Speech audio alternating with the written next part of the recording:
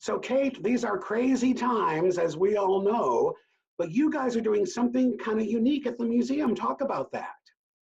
Yeah, so at the Grand Rapids Public Museum, we just launched an initiative last week to start collecting and documenting stories and eventually artifacts all from the coronavirus pandemic. So we want to, in 100 years, when someone is wondering what happened during that pandemic, kind of like we have been with the flu pandemic of Right. 1918, we want to be able to have those stories. So what types of submissions are you looking for? We're looking for all different types of stories from the community. So that can be from someone like myself who's challenged with working from home now and changing up routine, to someone who's on the front line. So someone from a grocery store, someone in the medical field, even someone who's working at the post office or delivering Right. packages. How has this affected your life? Even someone who is suddenly challenged with homeschooling their children and maybe balancing out what that looks like, even if you weren't working from home before or if you're working from home now. So really just how has this affected everyday life in West Michigan? And we're looking for those stories. They can either be written, or if anyone, I've seen a lot of folks have recorded their stories on their phones and done Right. just like a quick selfie video of, hey, here's what I've gone through today, or here's what I've seen. We want to see it all, the positive and the negative. We want to be able to archive all of it to really share those community stories, which we don't want them to be forgotten.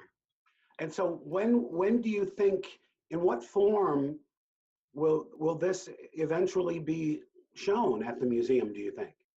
Sure. So right now we're collecting, like I said, written stories, video stories. We have had a lot of submissions of photos of people who, and photographers even, who have taken pictures of the empty streets or Right. signage on business doors. Um, Eventually, we will be asking folks to donate artifacts, and anything from a shopping list to a lesson plan from a school for virtual education, all the way up to at some point, again, when this is all behind us, maybe an N95 mask and some rubber gloves or any protective equipment that's been so much a part of this. Right. And for us, it's really making it a part of the collection, but I can easily see the museum putting together even a digital display or a display of all of this as we get closer to what might come from it. And so is there anything else the museum is doing right now? Because obviously you guys are closed, right? Um, Yeah. can we get a virtual look at the place, or is there anything else on your agenda that's happening right now? Yeah, yes, there is. That's a great question. So the museum has launched what we call GRPM from home on our website. And so we have a few things. We have a live stream of our sturgeon. So in one of our exhibitions, we have a live 10-month-old baby lake sturgeon. And so you can visit Wow. them any time of day on the live stream.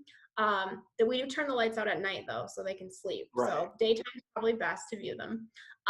We also have launched different scavenger hunts and digital virtual discovery kits, as we call them. So these are our content that we use with school groups and we use in the Mhm. museum when we're open, that you can now find online, and you can explore our collection. We have a collection of 250,000 artifacts that's available within anywhere that you have online access. So we have developed activities to really explore that collection. We're putting out videos of how to spot stars in the night sky and different constellations, and Nice. really keep folks engaged during this shutdown. Well, that's good to hear. Okay, thank you so much for your time today. We appreciate it. I want to let everyone know we've got all the information on our website, 13onyourside.com. Kate, thanks again. Stay well.